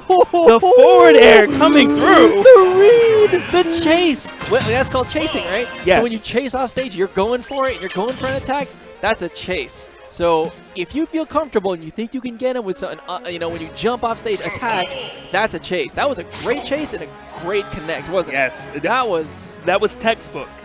Jeez. It was a textbook to edge guard, just essentially. Edge guard. Oh, yeah. Defining edge guard. Edge guard is basically defining, trying to keep the other person from coming back onto the stage. So once you knock them off, your job is to keep them off. And so when you chase and get out there, it's because you're trying to guard the edge. Edge guard. You can do it in 10 different ways. I mean, you saw Bayonetta doing that earlier when she did that stomp. That's edge guarding, right? Exactly. And throwing out an attack to try and not let them get back on stage. And I think we can safely say, I don't know if anyone edge guards better than some of these players we're seeing today. Yeah, seriously. Here we go. Ivan with Cloud again, but Liam coming with a Shulk, changing it up a little bit. Different level of a sword character here because Shulk has so many different modes he can put his Monado, that sword, in. So right now he's got Buster up. Again, that changes what he can do, how fast he moves, how high he jumps. And how much damage you do. And how much damage he does, exactly. The Buster actually makes it so he does do more damage every time he hits his opponent. But there is a drawback. Just like he does more damage, he also takes more damage as well.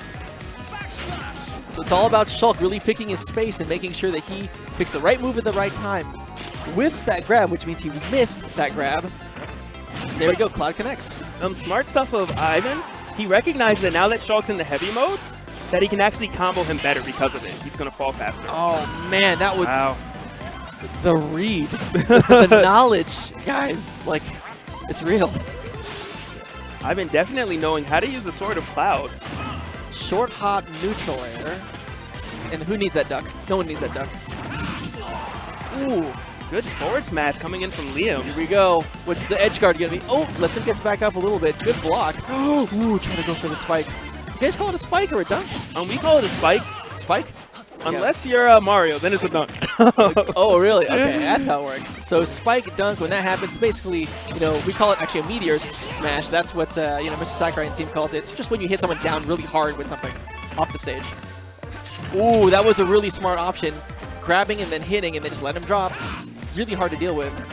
And Ivan, Here we go. he said he's at the range when he can die to a smash attack, so he's actually being a lot more defensive now, as you can see. Yeah, he's not actually going in really hard. He's actually holding back. Which is smart. That's what you should do when you are at high damage, or high percentage. Ooh, great forward smash.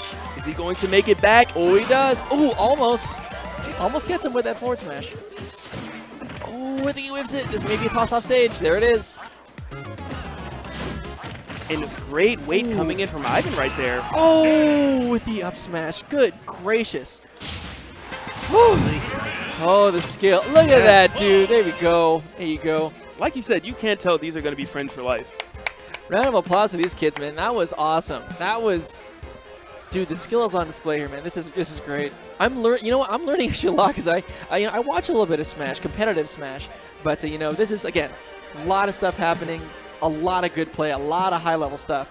But before we get to more, I'm actually going to switch out. So tell you what, we're going to take a couple minute break. We'll be right back with more action right here, SDCC San Diego Comic-Con with a 12 and under Smash Wii U Tournament.